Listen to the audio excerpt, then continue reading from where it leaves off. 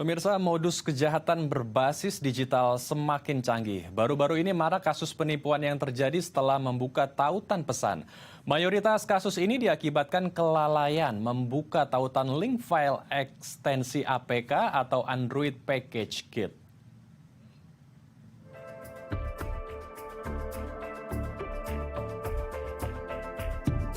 Masyarakat harus waspada, sebab kini modus kejahatan berbasis digital kian meningkat.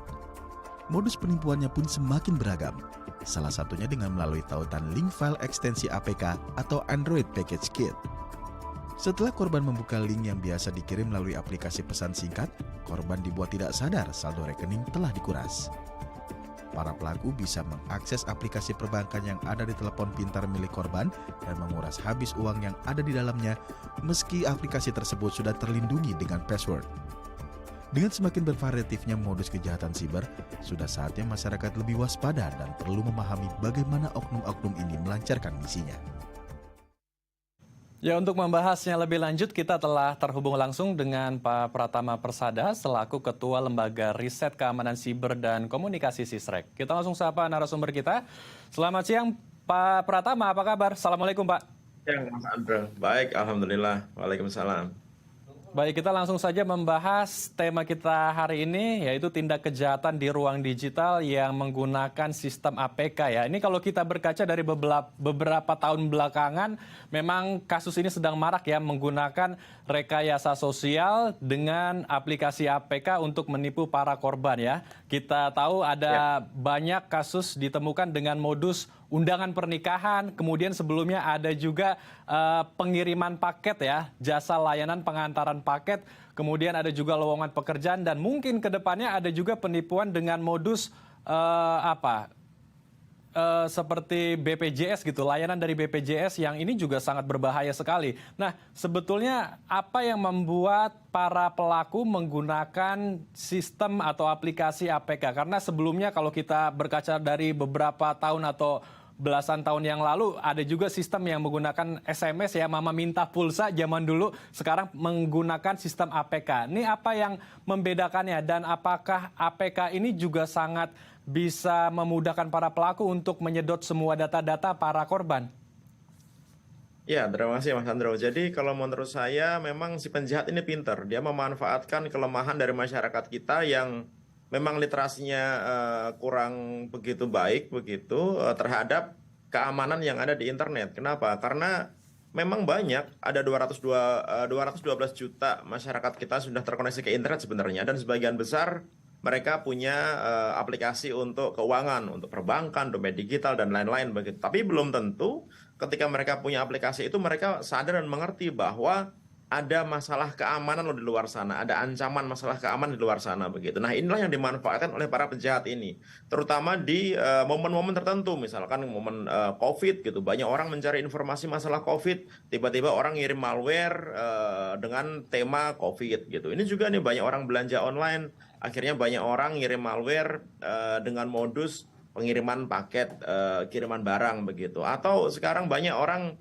mengirimkan undangan secara online ya, digunakan oleh si penjahat ini untuk mengirimkan link gitu yang isinya malware tentang undangan online begitu. Nah, sebenarnya tidak langsung gitu ya, begitu si targetnya ini ngeklik gitu, kemudian tiba-tiba semua saldo rekeningnya hilang. Sebenarnya nggak juga gitu, karena ada proses di sana. Yang dikirim ini adalah sebenarnya aplikasi APK untuk Android yang memang di dalamnya disusupi malware gitu. Nah, ketika dia diklik, sebenarnya dia butuh permission.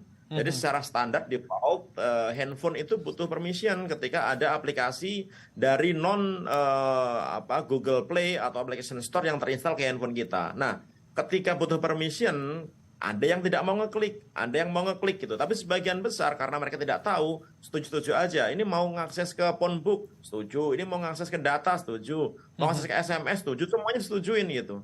Karena dia tidak beranggapan bahwa ini berbahaya. Plus gitu, ini si pengirimnya melakukan proses rekayasa social engineering gitu. Jadi apa? Dia bilang, Kak, ini tolong diklik Kak gitu. Saya nggak ngirim barang. Kak, tapi ini kalau nggak dikirim, kalau nggak dilihat, saya bawa pergi lagi nih barangnya nih gitu. Kan orang jadi, oh ya berarti harus saya lihat ya, jangan-jangan barang kiriman saya yang lama gitu. akhirnya diklik kan gitu. Sama seperti ketika pengiriman undangan gitu. Masa nggak kenal Anda siapa gitu, Kak, klik dulu aja Kak, nanti supaya apa namanya lebih jelas gitu. Akhirnya diklik, gitu diklik, minta permission, di-okein. Akhirnya terinstall lah ini si malware yang sifatnya adalah RAT atau Remote Administration Tool atau Remote Access Trojan gitu. Yang fungsinya malware ini digunakan untuk melakukan kontrol device dari jarak jauh.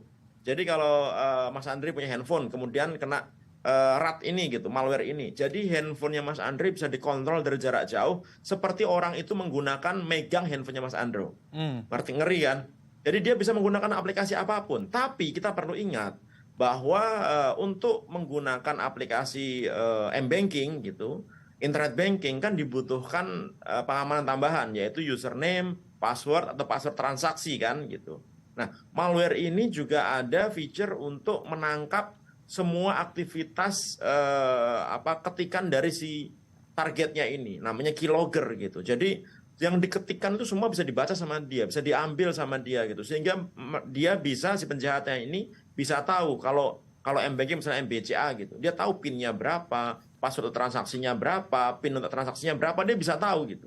Sehingga apa? Dia bisa login dan dia bisa melakukan transfer. Itu juga yang dilakukan di dompet digital atau yang dilakukan di platform e-commerce. Contohnya misalnya Shopee Pay, itu kan juga kita bisa ngirim barang, bisa belanja dan lain-lain kan gitu. Nah, itu bisa dilakukan dengan gampang oleh si penjahat. Dan celakanya adalah transaksi yang dilakukan oleh si penjahat ini tidak dianggap fraud atau tidak dianggap transaksi yang tidak legal oleh bank atau oleh si platform dompet digital gitu. Karena apa? Karena transaksinya menggunakan handphone kita, transaksinya menggunakan SIM card kita gitu, menggunakan email kita gitu, yang secara otomatis akan terverifikasi oleh si servernya perbankan bahwa ini transaksi yang sah gitu. Pinter ini si penjahatnya, karena kalau dia hanya mencuri OTP, hanya mencuri PIN atau password transaksi, nggak akan bisa digunakan di device-nya dia, karena dibutuhkan verifikasi lain, contohnya adalah nomor SIM card kita gitu. Nah, ini yang dimanfaatkan. Kenapa nggak dimanfaatkan aja handphonenya sekalian? Makanya dikirimkanlah ini malware gitu, yang karena ketidaktahuan masyarakat akhirnya diklik, jalankan aplikasinya, dan akhirnya bablas, nol, bisa dikuras sampai nol bener gitu transaksinya. Nah, itu yang menurut saya diketahui oleh banyak masyarakat kita gitu, Mas Andro. Oke, ini jadi ternyata harus kita ketahui sekali ya, karena ini sangat berbahaya jika kita terkena oleh tindak kejahatan ini. Tadi sudah dijelaskan juga bahwa ini bukan sniffing berarti ya, ini remote access trojan, di mana nanti sang pelaku kejahatan bisa mengakses semua aplikasi dan semua apa saja yang ada di handphone kita ya, si pelaku itu. Dan ini artinya berarti sistem keamanan dari fintech lah, katakan financial technology atau layanan-layanan yang membuka mobile banking, sistem keamanan dari pihak-pihak tersebut berarti sangat lemah sekali, bisa dikatakan seperti itu, karena hanya mengirimkan kode OTP saja di HP, sementara HP kita yang sudah terkena retas oleh pelaku kejahatan sudah bisa mereka menggunakan HP kita dengan bebas karena ada red itu.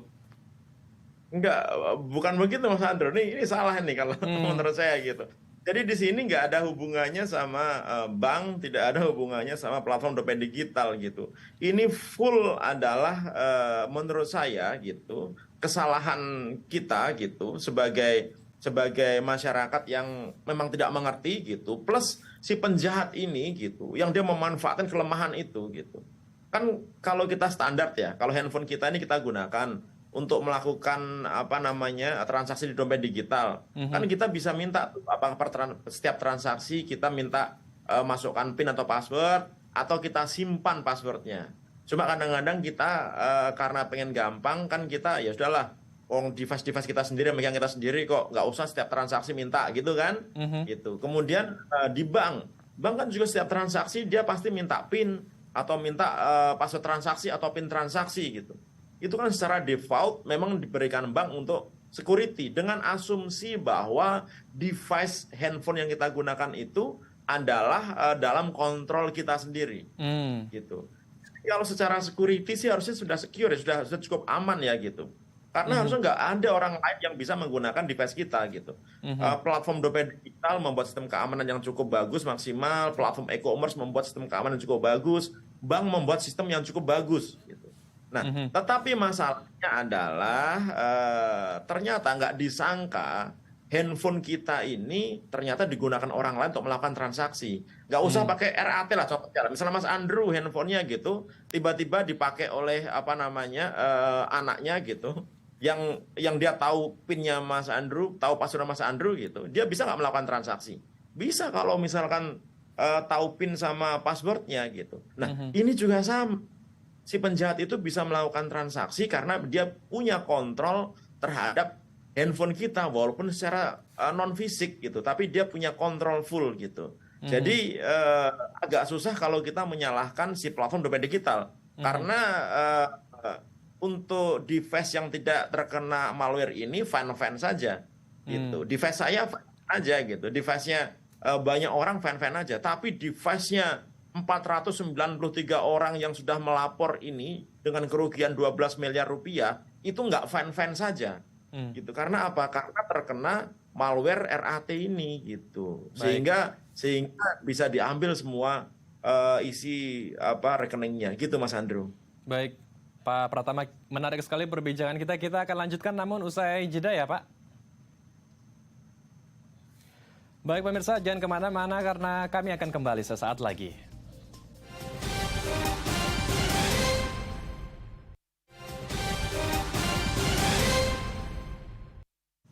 Terima kasih pemirsa, Anda masih bersama kami di Halo Indonesia. Kita akan melanjutkan diskusi hangat kita bersama dengan Pak Pratama. Pak Pratama, tadi sudah banyak disinggung bahwa sistem keamanan dari berbagai fintech, finansial teknologi atau mobile banking ataupun semua layanan keuangan yang ada di handphone kita ini bisa dikatakan aman ya sistem keamanannya. Nah, yang menjadi masalah banyaknya korban yang tertipu oleh pelaku-pelaku tindak kejahatan di ruang digital ini karena literasi digital kita yang mungkin masih minim, Pak Pratama. Ya, betul. Betul. Jadi kalau menurut saya gitu sudah cukup aman, nggak aman-aman banget ya, gitu, tapi cukup aman lah gitu. Kalau kita menggunakannya untuk diri kita sendiri. Nah, yang jadi masalah adalah memang tidak banyak masyarakat kita yang mengerti bahwa ketika kita terkoneksi ke internet, sebenarnya kita ini hanya akan bisa menjadi korban atau calon korban aja. Nggak ada yang selamat kita ini sebenarnya. Termasuk saya sendiri pun, data saya sudah bocor kemana-mana gitu. Nomor handphone saya, alamat email sudah bocor kemana-mana. Nggak selamat sebenarnya. Kita ini hanya menjadi calon korban gitu. Nah, oleh karena itu, biarkan kita menjadi calon korban saja. Jangan sampai menjadi korban dengan cara apa? Waspada gitu. Dan kita mengerti bagaimana cara mengamankan kita dari ancaman internet gitu, kejahatan internet gitu. Kan kita tahu bahwa di dunia ini ada sekitar 7 miliar device yang koneksi ke internet. 5 miliarnya menggunakan handphone, 2 miliarnya menggunakan komputer atau laptop dan lain-lain begitu. Nah, 5 miliar device ini menjadi target baru dari hacker gitu. Kalau zaman dulu kan kita mikirnya kita ini perlu mengamankan komputer aja gitu. Handphone kan enggak. Karena dulu handphone hanya dipakai untuk SMS sama nelpon aja. Sekarang semua aktivitas kita menggunakan handphone, termasuk aktivitas perbankan. Artinya apa? Perlu kita amankan juga gitu. Nah, bagaimana cara mengamankannya? Minimal adalah kita pasang antivirus. Gitu. Antivirus yang ada kok gitu. Nah, kalau kita pasang antivirus di handphone kita, kalau misalnya ada malware contohnya APK seperti ini, langsung dihapus sama dia. Ini malware yang isinya adalah aplikasi yang isinya malware gitu. Ini berbahaya, dihapus sama mereka. Kalau user nggak sengaja klik link yang isinya phishing gitu, akan di-alert, ini bahaya nih website ini bisa mencuri data Anda gitu. Nah, jadi ada pertahanan di handphone kita gitu. Itu antivirus. Yang kedua, kita harus mengupgrade ketika ada update sistem operasi. Handphone apapun gitu, ketika dia didesain dibuat awalnya gitu, mungkin aman pada saat itu. Tapi berikutnya pasti ada celah-celah keamanan yang ditemukan oleh para penjahat. Oleh karena itu biasanya pabrikan memberikan update.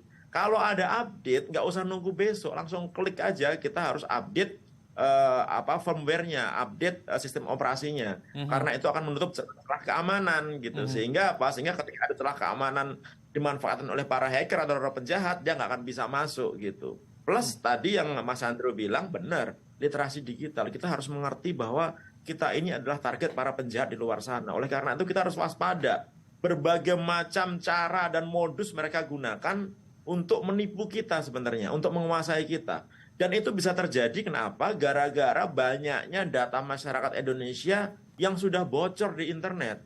Mulai dari Tokopedia, Bukalapak, Bhinneka, BRI Live, BPJS Kesehatan, kemarin ada PLN, ada IndiHome, ada KPU, ada 1,3 miliar data SIM card dan lain-lain. Udah bocor data kita ini di luar gitu. Dan mereka siap menggunakan itu untuk menjadikan kita target mereka. Oleh karena itu kita harus waspada. Salah satunya apa ya? Salah satunya kita mau belajar, kita mau membaca gitu. Contohnya misalkan kita install aplikasi, janganlah kita install aplikasi dari tempat selain Google Play atau Apple Store. Orang Google Play sama Apple Store aja masih ada aplikasi yang mengandung malware gitu ya. Apalagi kalau kita install dari tempat lain gitu. Janganlah kita ngeklik-klik sembarangan. Nggak akan mungkin itu ada tawaran-tawaran yang sangat bagus gitu dengan ngirim link ke kita gitu. Apalagi ketika link itu dikirimkan oleh nomor yang tidak dikenal, oleh alamat atau orang yang tidak dikenal. Udahlah skip aja lah itu. Udah nggak usah dikirim gitu dan nggak usah di-share kemana-mana karena kemungkinan besar isinya nggak benar. Sebenarnya gitu-gitu sebenarnya enteng-enteng aja sih Mas gitu. Cuma masalahnya nggak banyak yang ngerti gitu. Nah ini kan sebenarnya tugas pemerintah ya untuk memberikan literasi digital yang cukup pada masyarakat gitu. Nah pemerintah juga nggak bisa kerja sendiri, harus kerjasama dengan akademisi, dengan guru, dengan praktisi, dengan komunitas dan lain-lain gitu supaya masyarakat kita ini sadar bahwa internet itu nggak hanya ada enak-enaknya atau ada bagus-bagusnya gitu, tapi ada banyak ancaman di sana gitu yang dengan modus-modus baru, dengan teknologi-teknologi baru bisa menguras saldo rekening kita, dompet digital kita, gitu Mas. Baik, jadi saya garis bawahi ada 3 poin ya. Yang pertama adalah menggunakan antivirus di handphone kita untuk memberikan peringatan dini jika ada malware yang akan menyerang handphone kita. Kemudian yang kedua adalah selalu mengupdate semua aplikasi yang ada di gawai kita agar kita juga mempertebal kembali ya sistem pertahanan kita. Dan yang ketiga ya kembali belajar meningkatkan literasi digital kita agar kita tidak mudah ditipu dengan aplikasi-aplikasi yang sangat merugikan ke depannya jika kita asal menginstal aja. Apalagi sama orang-orang diberikannya dari orang-orang yang tidak kita kenal. Nah ketika ada warga atau seseorang yang sudah terinfeksi atau terkena hack begitu dengan RAT ini, Remote Access Trojan. Apa yang harus dilakukan pertama kali, Pak Pratama? Ya, jadi untuk langkah mitigasi ketika kita nggak sengaja ngeklik gitu ya, terus baru lihat tayangan ini gitu. Ketika udah ngeklik kan tadi saya bilang bahwa si penjahat ini pasti dia nunggu sampai dia mendapatkan akses untuk menggunakan aplikasi perbankan kita, baik dompet digital, platform e-commerce ataupun m-banking kita gitu kan ya. Nah, ketika kita nggak sadar gitu, ketika kita udah terlanjur ngeklik kemudian baru tersadar gitu, sebenarnya belum terlambat, agak terlambat sih gitu. Karena apa? Karena nggak bisa gitu kita uninstall Mas Andrew. Kita nggak bisa tuh uninstall aplikasi ini karena aplikasi ini hidden, nggak ada ikonnya, nggak ada kelihatan aplikasinya gitu. Sehingga kalau mau kita uninstall nggak bisa gitu. Bagaimana caranya supaya kita langkah-langkah harus kita lakukan? Yang pertama adalah kita disconnect dulu internetnya, bikin offline. Kenapa? Karena cara si penjahat ini mengakses handphone kita, mengontrol handphone kita melalui internet gitu. Jadi putuskan fasilitas untuk ngontrolnya, putuskan internetnya dulu, ya. Setelah itu mereka nggak punya akses, kemudian segera backup data-data yang ada gitu, kemudian pindah ke device lain atau ke komputer gitu. Kemudian lakukan factory reset. Kenapa factory reset? Karena dengan factory reset ini akan menghapus semua aplikasi yang ada, termasuk si malware ini gitu. Dan akan dikembalikan ke settingan pabrikan gitu. Artinya apa? Semua aplikasi kita tentu hilang semua ya. Semua data hilang gitu. Oleh karena itu saya bilang backup dulu, karena kalau kita nyimpen note yang isinya hal-hal yang penting gitu, kalau sampai hilang bisa nangis kita. Nah, setelah di factory reset, kemudian jangan lupa diupdate dulu handphonenya gitu. Diupdate dengan aplikasi baru. Setelah diupdate kemudian pasang antivirus. Saya pikir antivirus yang gratisan ada, tapi kalau misalkan kita punya uang yang cukup banyak di saldo rekening kita gitu, nggak ada salahnya lah gitu kita beli antivirus yang harganya cuma 100.000 sampai 300.000 per tahun gitu, tapi bisa melindungi aset kita misalkan 30 juta, kita punya duit 30 juta di bank gitu. ya 300.000 untuk ngelandingin 30 juta worth it lah ya gitu menurut saya gitu. Kalau nggak mampu yang bayar ya yang gratisan juga banyak gitu. Nah setelah install antivirus kemudian tinggal kembalikan semua data-data tadi dan jangan lupa bahwa kita harus waspada. Mungkin PIN kita ini sudah diambil oleh mereka, password kita sudah diambil oleh mereka gitu. Oleh karena itu kredensial, username, password yang kita gunakan untuk transaksi keuangan segera ganti semuanya. Gitu. Sehingga ketika si penjahat ini dia punya username atau password, dia tidak akan bisa menggunakan akun kita karena kita sudah mengganti semuanya. Gitu sih Mas Andrew. Baik, kita harapkan diskusi kita hari ini bisa memberikan pencerahan ya kepada masyarakat luas, kepada pemirsa di rumah, agar kita bisa bersama-sama lebih mewaspadai segala tindak kejahatan di ruang digital, dan ketika sudah ada gejala kita terkena, kita juga sudah bisa mengerti apa yang harus kita lakukan. Terima kasih Pak Pratama dan telah... satu lagi Mas Andrew sedikit lagi, kalau boleh gitu. Baik, silakan. Menurut saya polisi harus melakukan penegakan hukum yang cukup berat kepada aktor-aktor penjahat ini gitu. Karena mereka ini kan berkomplot kan, ada 13 orang ditangkap, ternyata ada lagi teman-teman di luar yang sana gitu. Nah kalau tidak ada penegakan hukum yang kuat, mereka akan merasa bahwa lumayan lah dapat 12 miliar di penjara cuma 6 bulan gitu. Pasti mereka akan melakukan lagi gitu. Oleh karena itu penegakan hukum perlu dilaksanakan dengan maksimal, karena ini contohnya melanggar Undang-Undang ITE pasal 30 yang hukumannya sampai 8 tahun penjara gitu. Jadi kalau kita harus ngasih efek jerah kepada para penjahat ini, gitu sih Mas Andrew. Terima kasih, sorry nambah waktu. Jadi penegakan hukum atau sanksi tegas juga harus diberikan agar ada efek jerah ya bagi para pelaku. Terima kasih Pak Pratama telah berbagi informasi dan waktu bersama kami di Halo Indonesia. Salam sehat, Assalamualaikum Pak Pratama. Assalamualaikum warahmatullahi wabarakatuh. Baik pemirsa, kami masih memiliki berbagai informasi menarik lainnya. Untuk itu tetap bersama kami di Halo Indonesia.